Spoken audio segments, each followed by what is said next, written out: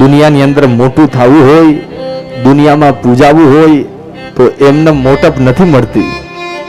ભગવાનને તો ખબર હતી કે હું ત્રિલોકનો સ્વામી છું, છતાં પણ ઊંચાઈએ પહોંચી ગયા પછી પણ જ્યારે નાનામાં નાનું દુનિયાનું કામ તમે કરી શકો ને ત્યારે જ સમાજમાં લોકો તમને પૂજે, ત્યારે જ સમાજમાં મોટું થવાય. મોટપ મળી ગયા પછી એવું ન હોય કે આપણે નાનું કામ ન કરીએ. કામ કોઈ દિવસ નાનું કે મોટું હોતું જ નથી. સ્વયં ત્રિલોકના સ્વામી હતા, નારાયણ હતા, છતાં પણ વિશ્વામિત્ર મુનિના ચરણ દબાવે. અને હવે જ્યારે વિશ્વામિત્ર મુનિ સૂઈ ગયા પછી ભગવાન રામ સુવા માટે ગયા. લક્ષ્મણજીનો નિયમ હતો કે જ્યારે દરરોજ માટે ભગવાન રામ સૂઈ જાય ને પછી જ સૂતા.